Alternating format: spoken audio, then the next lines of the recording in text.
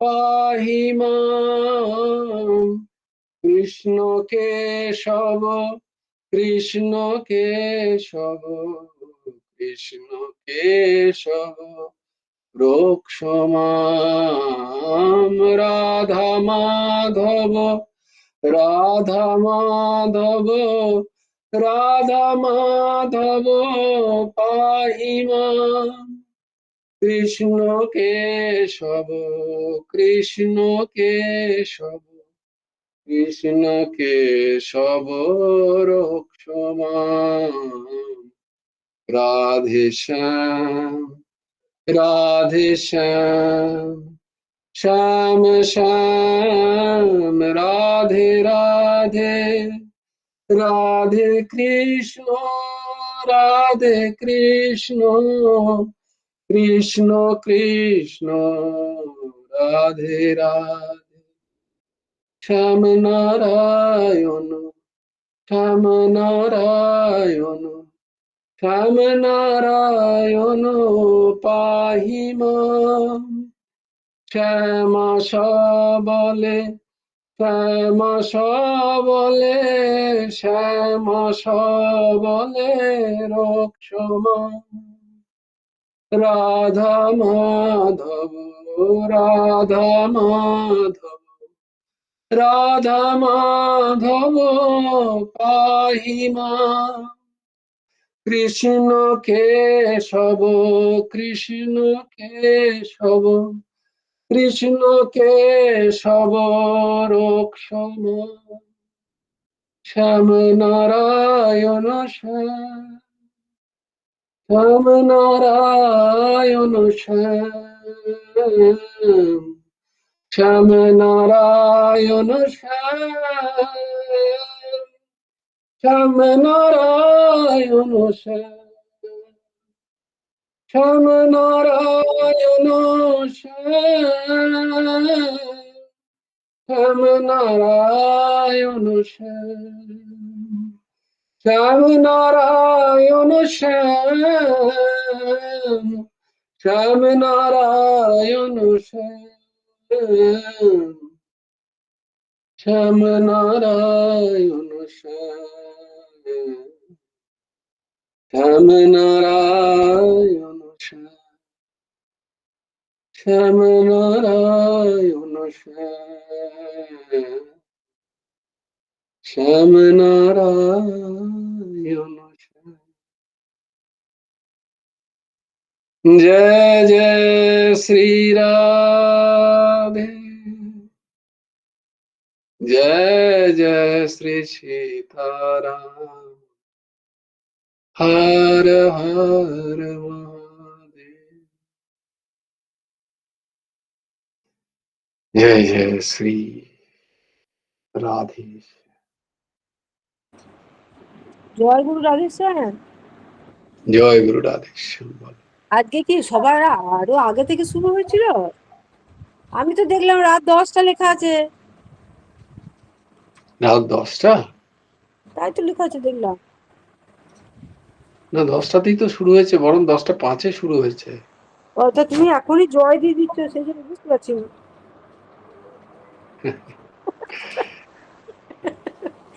আমি বলছি কি ব্যাপার, ভাই জয় দিয়ে দিচ্ছে, নাম করছিল ঠিক আছে, কিন্তু জয় দিয়ে দিচ্ছে, সেটার জন্য ঘাবড়ে গেছি। দেখো কি অদ্ভুত সৎসঙ্গ অন্তর প্রাণ।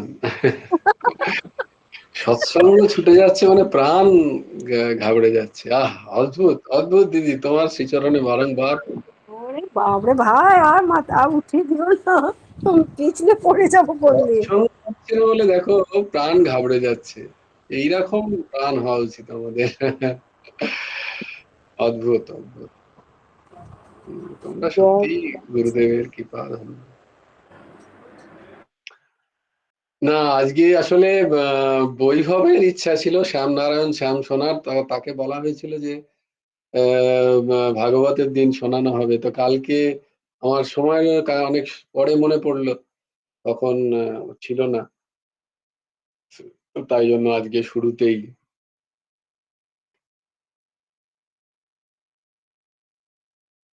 বেশ। আজকে তাহলে আর হুম, যে শ্লোকগুলো কণ্ঠস্থ করছিলাম সেদিকে আর যাচ্ছি না। তোমরা নিশ্চয়ই প্রত্যেকদিন সেই শ্লোকগুলো ঘরে একবার অবশ্যই সবাই পাঠ করবে।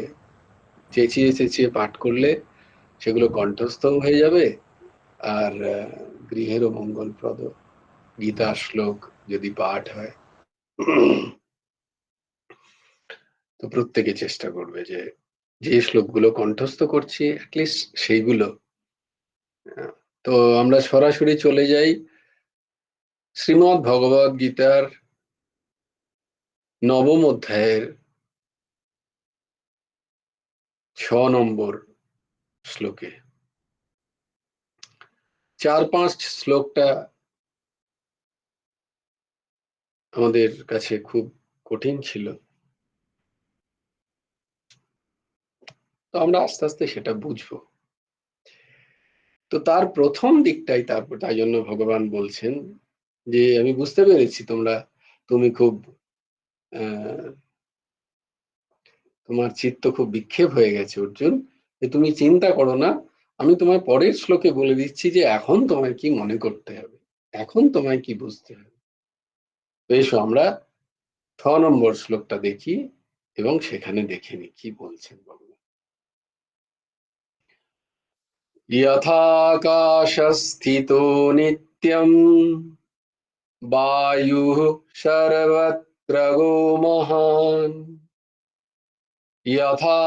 यथाकाशस्थितो नित्यं वायुः सर्वत्र गो महान् तथा सर्वाणि भूतानि मतस्थानि तुपधारय। तथा सर्वाणि भूतानि मतस्थानि तुपधारय। यथाकाशस्थितो नित्यं वायुः सर्वत्र गो महान् तथा सर्वाणि भूतानि मत्स्थानि तूपधारय। सर्वत्र गः सर्वत्र विचरणशील মহান মহা বায়ুঃ বায়ু যথা যেমন নিত্যম নিত্য আকাশস্থিতঃ আকাশেই অবস্থিত তথা তেমনি সর্বাণি সমস্ত ভূতানি প্রাণী মৎস্থানি আমাতে অবস্থিত ইতি উপধারয়। ভগবান বলছেন বেশি বিচার করো না, তুমি এটা মেনে নাও। বলে বেশি বিচার করতে গেলে তুমি কনফিউজ হয়ে যাচ্ছ, অত বিচার করার দরকার নেই তোমার। গুরুদেব বলছেন যে গীতাকে খুব বিশাল, অত চিন্তা ভাবনা করার দরকার নেই, যদ্যপি এর বিশাল গভীরতা, এর চিন্তনের কোনো শেষ নেই। বলছে না, এই গুরুদেব বলছেন না, অত চিন্তনের প্রয়োজন নেই, ওপর ওপর ধরে থাকলেই হবে। গীতাকে বলছেন ঠাকুর যে গীতাকে ওপর ওপর ধরে থেকো, বিশাল চিন্তা বিশাল ভেতরে ঢুকতে অত ঢোকার প্রয়োজন নেই। এবং আমরা যেহেতু শ্রীমদ্ ভগবদ গীতার প্রত্যেক শ্লোকের পাঠ করছি, তার একটা মানে তো বলতেই হবে। তো সেখানে তো খানিকটা কনফিউজ কিছু কিছু জায়গায় হচ্ছে, বলছে না সেটা সিলেবাস থেকে বাদ দিয়ে দাও, সেটা বেশি বেশি ভেতরে ঢুকতে হবে না।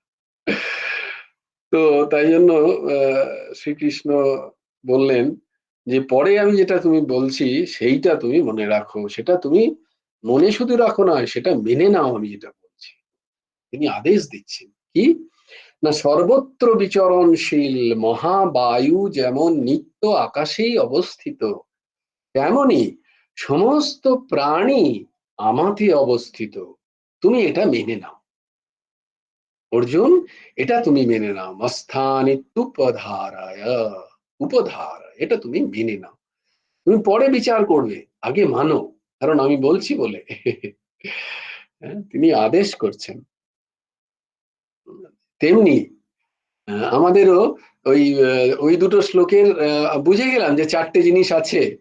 হ্যাঁ, ভগবান সর্বত্র ব্যাপ্ত, ভগবানই সবাই অবস্থান করছেন, আবার ভগবান কোথাও ব্যাপ্ত নন, ভগবানে কেউ অবস্থান করছেন না, বেশ আমি শুনে নিয়েছি।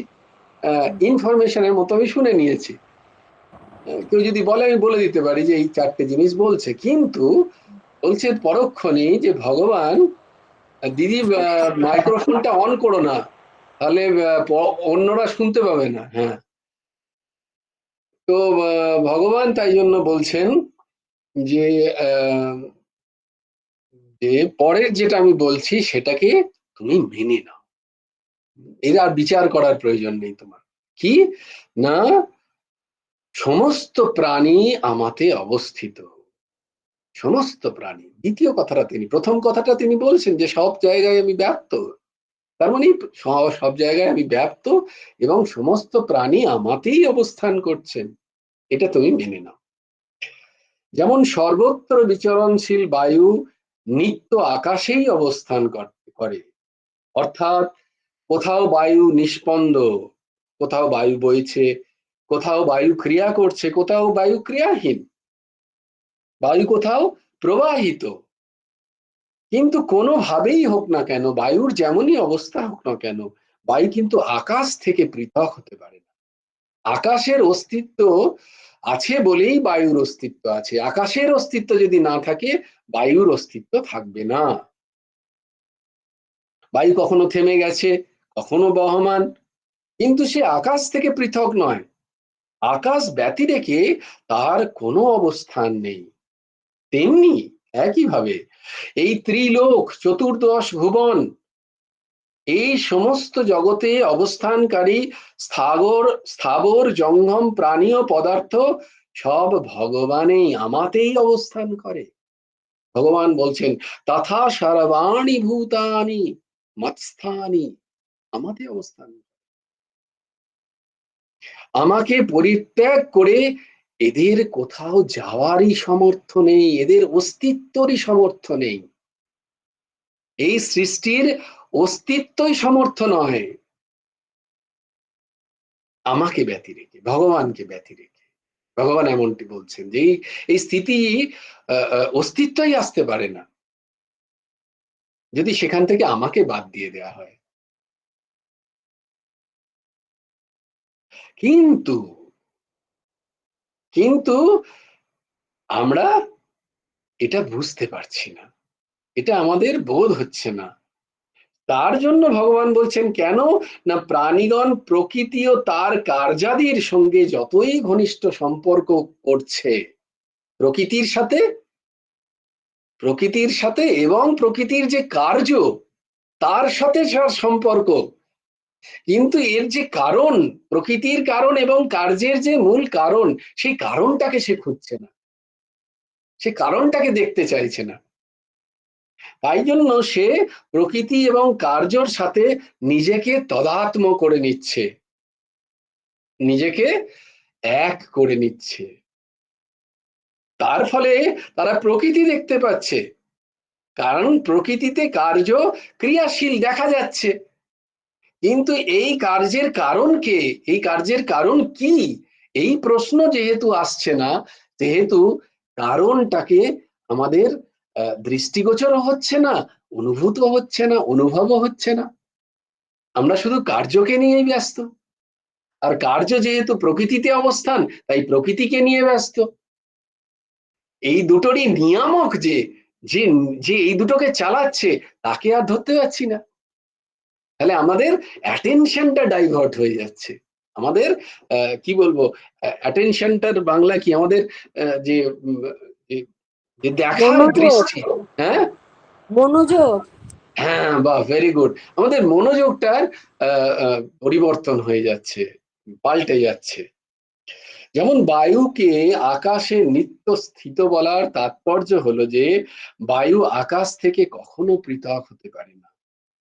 বায়ুর এমন কোনো শক্তিই নেই যে সে আকাশ থেকে নিজেকে পৃথক করে দেখাতে পারে। আকাশের অস্তিত্বতেই বায়ুর অস্তিত্ব। তেমনি ভাবেই, তেমনি ভাবেই বায়ু আকাশের কার্য এবং কার্য সর্বদা কারণের সাথে অভিন্ন। তেমনি ভাবে এই যে প্রকৃতি, এই প্রকৃতিও কিন্তু ভগবৎ স্বরূপ কারণের কার্য। আর এই প্রকৃতিতেই হালচাল দেখছি। তাই কার্য যে প্রকৃতি, বস্তুত কার্য, বস্তুত এই প্রকৃতিটাই যে একটা সৃষ্টি কার্য, সেটা কি ধরতে পারছি না। কারণ প্রকৃতিতে যে কার্যগুলো হচ্ছে সেইগুলোকে ধরছি আমি। তাহলে প্রকৃতি কোত্থেকে এলো? প্রকৃতিও তো কোনো কারণ থেকে এসছে, এটারও তো কোনো কারণ হবে। সেই কারণটাকে কোনো প্রশ্ন করছি না আমরা, বা সেই কারণটা খোঁজার চেষ্টা করছি না, ফলে আমাদের দিকভ্রম হয়ে যাচ্ছে, আমাদের দিকভ্রম হচ্ছে। বায়ু আকাশ থেকেই উৎপন্ন হয়, আকাশেই অবস্থান করে, আবার আকাশেই লীন হয়ে যায়। বায়ুর পৃথক কোনো সত্তা না থাকে, শুধু আকাশই থেকে যায় যখন বায়ু লীন হয়ে যায়। সেই রূপ জীবাত্মাও এইরূপ, পরমাত্মা থেকে প্রকটিত হয়, আবার পরমাত্মাতেই স্থিত হয়, আবার পরমাত্মাতেই লীন হয়ে যায়। জীবাত্মার স্বতন্ত্র সত্তা না থেকে কেবল পরমাত্মাই থেকে যান কারণ স্বরূপ। যখন কারণ খুঁজতে খুঁজতে খুঁজতে খুঁজতে যাই, এবং তার বিভিন্ন বেদ বেদান্তে তার বিভিন্ন পদ্ধতি আছে, পঞ্চকোশ বিবেক, অবস্থাত্রয় বিবেক, এইভাবে সেখানে বিবেক দ্বারা, বিচার দ্বারা এটাকে প্রমাণ করানো হয় যে এক আত্মতত্ত্ব ছাড়া এই জগতে যা কিছু, যা কার্য দেখছো তা তা সত্য নয়। তা সত্য নয়। সত্য নয় মানে সেটা সদা সত্য নয়, ব্যবহারিক সত্য, এটা সদা সত্য নয়। বায়ু যেমন গতিশীল, অর্থাৎ সব জায়গায় বিচরণ করে, এই জীবাত্মাও তেমনি গতিশীল নয়। জীবাত্মা স্থির, বলছে জীবাত্মা স্থির, কিন্তু যেহেতু প্রকৃতি গতিশীল এবং জীবাত্মা সে তার সেই প্রকৃতির সাথে নিজেকে এক করে ফেলেছে, তাই জন্য সে ভাবছে যে আমিও গতিশীল, আমারও বোধহয় গতি আছে, আমারও বোধহয় শৈশব আছে, কৌমার আছে, যৌবন আছে, বার্ধক্য আছে, আমারও মৃত্যু আছে, জন্ম আছে। এরকম জীবাত্মা শরীরের সাথে তদাত্ম করে ফেলেছে নিজেকে। তাই জন্য তার যে মূল উৎস, সেই উৎসর দিকেই তার স্বভাব। বলে সেরাম কেন? বলে দেখো প্রত্যেকে কিন্তু আমরা সুখ পেতে চাই, এমন সুখ পেতে চাই যে সুখ যেন ছিন্ন না হয় কোনো কারণেই। প্রত্যেকে পেতে চাই, এমন কেউ বলতে পারবে না যে আমি সুখ পেতে চাই না। প্রত্যেকে সুখ পেতে চাই, এমন এমন সুখ পেতে চাই যে সুখ যেন ছিন্ন না হয়। এর কারণ কি? কারণ আমি নিজে সুখের অংশ, আমি নিজে সুখের সাগর। তাই প্রত্যেকে আমি আমার কারণের দিকে যেতে চাই। প্রত্যেকে চায় যে আমার শরীর যেন সদা সর্বদা নিরোগ থাকে, ভালো থাকে, বেঁচে থাকে, মৃত্যু যেন না হয়। কেন? কারণ আমি নিজে সেই পরমাত্মা, সেই অমর পরমাত্মার অংশ। তাই জন্য আমি বেঁচে থাকতে চাই। আমি সবসময় সর্বোৎকৃষ্ট হতে চাই, সব জায়গায় নিজেকে প্রতিষ্ঠা করতে চাই যে আই এম দ্য বেস্ট। যেখানেই যাই না কেন আমি চেষ্টা করি যে নিজেকে প্রতিষ্ঠা করুক। কারণ কি? কারণ আমি সেই সর্বোৎকৃষ্টের অংশ। এটা থেকে প্রতীয়মান হয় যে বস্তুতঃ জীব নিরন্তর পরমাত্মায় বাস করে এবং পরমাত্মার স্বভাব দ্বারাই পুষ্ট হয়ে তার স্বভাবও ঠিক সেই একই, কিন্তু সে তদাত্ম করে নিয়েছে, নিজেকে ভেবে নিয়েছে জড়োর সাথে। জড়োর সাথে সে নিজেকে এক করে ফেলেছে। সকল জীবই ভগবানে অবস্থান করে, ভগবানে অবস্থান করলেও জীবের দেহে উৎপত্তি, স্থিতি ও লয়ের ক্রম চলতে থাকে। কারণ সব দেহই পরিবর্তনশীল, আর এই জীব স্বয়ং কিন্তু অপরিবর্তনশীল। জীবের পরমাত্মার সাথে তাত্ত্বিক ঐক্য স্বতঃসিদ্ধ, ভগবানের তাতে তার যে ঐক্য সেটা কিন্তু স্বতঃসিদ্ধ। আর সংসারের সাথে ক্ষণভঙ্গুর এই সৃষ্টির সাথে যে তার পার্থক্য, এটাও স্বতঃসিদ্ধ। সে কোনোদিন এক নয় এটার সাথে, এটাও স্বতঃসিদ্ধ। কিন্তু তবুও আমাদের অবিদ্যা, অজ্ঞানের কারণে আমরা ক্ষণভঙ্গুর বিষয়গুলোর সাথে আমাদের সম্পর্ক স্থাপন করছি বারংবার। আর যে একশীল, যে একমুখী, যে নিত্য, যে অবিনাশী, যে অক্ষর পরব্রহ্ম পরমাত্মা, তার সাথে যে আমাদের স্বতঃ সম্বন্ধ, সেই সম্বন্ধকে ভুলে বসে আছি, সেই সম্বন্ধ থেকে মুখ ফিরিয়ে আছি। তাই সেটাকে স্বীকার করছি না। স্বীকার না করার ফলে এই যে আমি ইগো, আমার যে অহম, আমি এই আমি আমাকে নিয়ে বারংবার এই চক্রে ঘুরে বেড়াচ্ছি। আমি যা কিছু করছি আমি করছি এই ভাব। দুরকম আমি। তোমাদের একটা একটা কথা প্রায় দাস বলে যে এটা কাঁচা আমি, এটা পাকা আমি। কাঁচা আমিটা কি? সংসারের আমিটা কাঁচা আমি। আমি দেহের, আমি নাম, আমি এই সংসারের, আমি এই ক্ষণভঙ্গুর সংসারের সাথে আছি। আমার জন্ম আছে, মৃত্যু আছে, আমার রোগ আছে, জ্বালা আছে, আমার দুঃখ আছে, সুখ আছে, আমি গরিব, আমি বড়লোক, এই সব যা কিছু, যা যা বলছি, দেখো অহংকারেরই দুটো ভাগ। এই আমিটা হচ্ছে কাঁচা আমি। এই আমি আমাদেরকে ঘোরায়। আর আমি এই একই অহংকে যদি আরেকটা পার্ট, যেটা সত্যিই পরমাত্মার সাথে সম্পর্কযুক্ত, সে যখন এটাকে চিনতে না পেরে মেনে নেয়, ভগবান বলছে আগে মেনে নাও, মেনে নিয়ে বলো না আমি আমি এই ক্ষণভঙ্গুর সংসারের নই,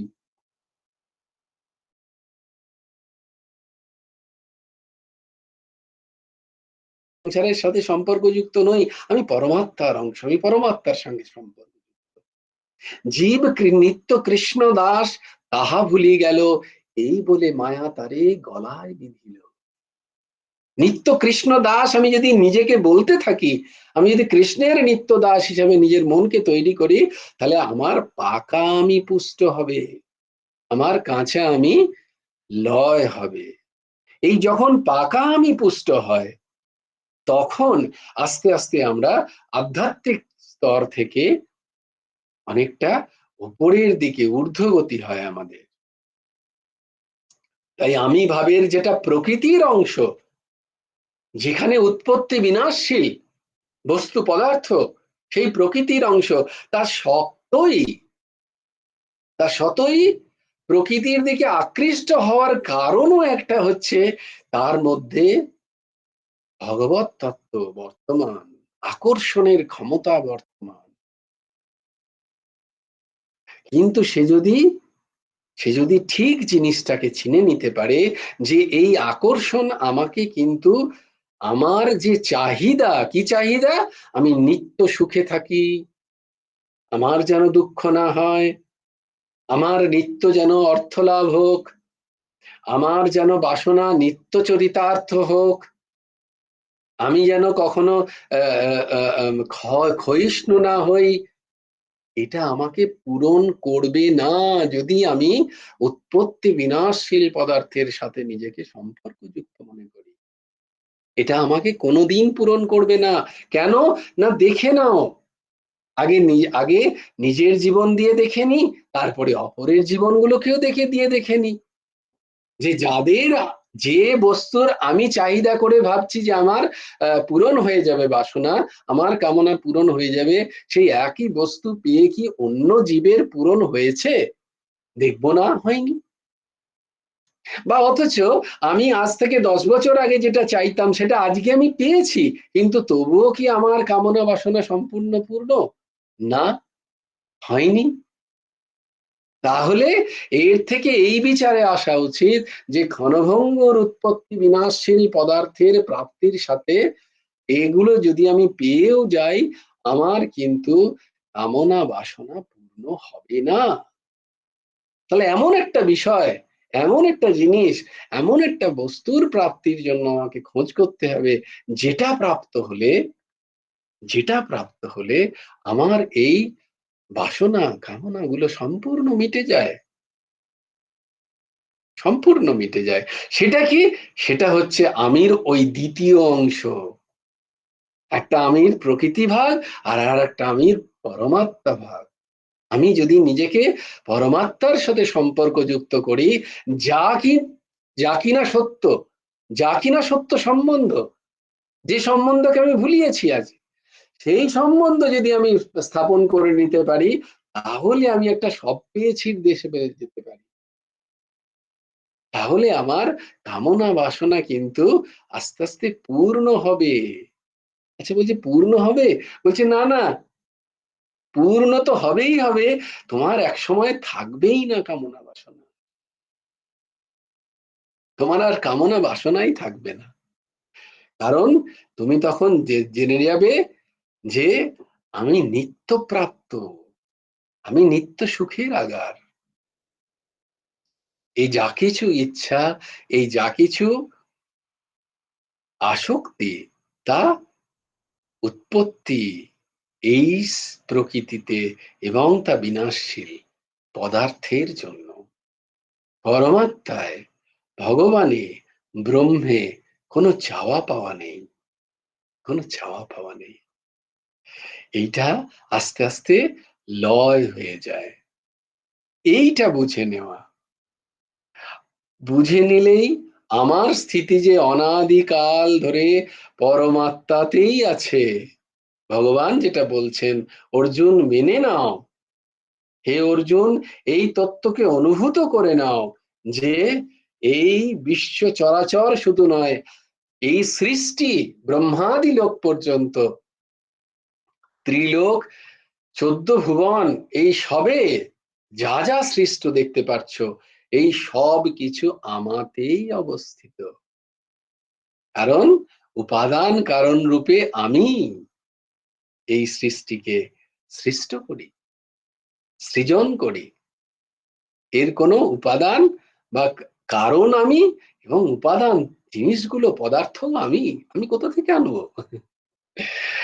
লয়ের সৃষ্টির আগেও এক আমি থাকি, সৃষ্টিতেও শুধুই আমি আছি, সৃষ্টির পরেও আমিই থাকবো। তাই তুমি মেনে নাও যে এই যা দেখতে পাচ্ছ এই বিশ্ব চরাচরে, সেটা সব কিছুই আমাতে অবস্থান করছে, আমা বিনা আর কিছু কোথাও নেই।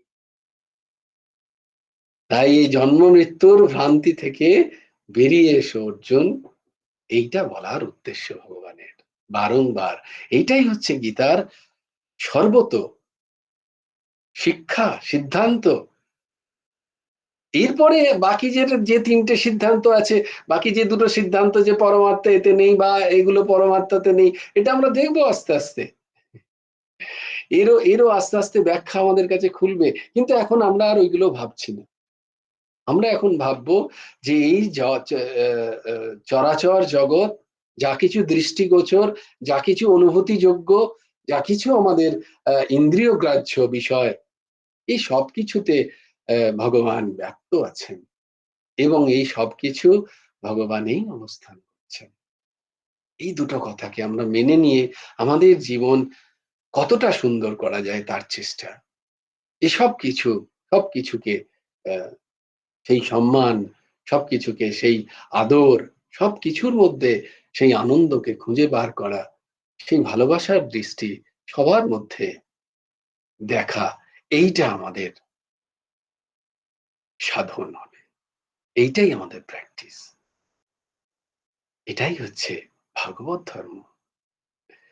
এই ভগবান সবেতে ব্যাপ্ত, এই সব কিছু তিনিই। যত্র যত্র নেত্র পরে তত্র তত্র কৃষ্ণ স্ফুরে। এ নেত্র চারটিখানি কথা নয়, এগুলো অত্যন্ত অত্যন্ত উচ্চ কোটির সাধকদের এই নেত্র হয়, যেখানে যারা তারা দেখ, তিনি তাদের চোখ যায়, দৃষ্টি যায়, সেখানে তারা তাদের ইষ্টকে দেখতে পান, তাদের আরাধ্য দেবকে দেখতে পান সেখানে। তাই জন্যই দেখো বলা হয় গুরু বন্দনায় কি বলা হয় বারবার, যে অখণ্ড মণ্ডলাকারম ব্যাপ্তম येन চরাচরম তৎপদম দর্শিতম येन। তস্মৈ শ্রী গুরবে নমঃ। এই অখণ্ড মণ্ডলে যেখানে যা কিছু চর অচর যা কিছু দেখতে পাচ্ছ, সেই সব কিছুতে গুরুপাদ পদ্ম স্মরণ করে তোমার শ্রদ্ধা ভক্তির সাথে প্রত্যেক জিনিসকে যথাযোগ্য ব্যবহার করো। এই যেন আমাদের জীবন চরিত হয়। ভগবান বলছেন এটিকে মেনে নাও অর্জুন। জয় জয় শ্রী রাধে, জয় জয় শ্রী সীতারাম, হর হর মহাদেব।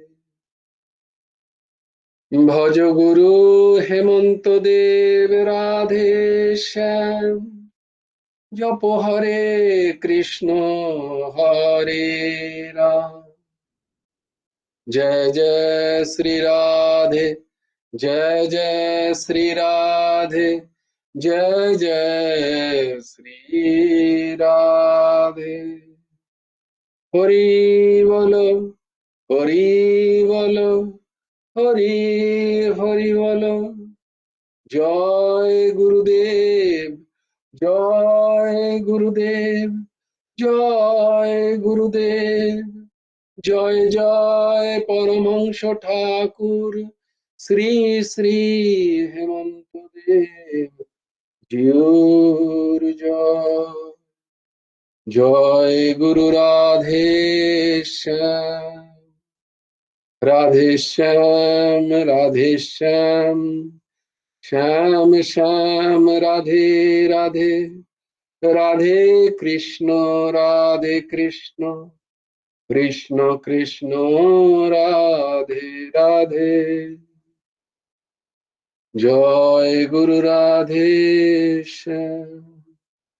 শ্রী গুরার্পণমস্তু, শ্রী হেমন্ত দেবার্পণমস্তু। জয় গুরু রাধে শ্যাম। সবাই ভালো থেকো, সুন্দর থেকো, সুস্থ থেকো।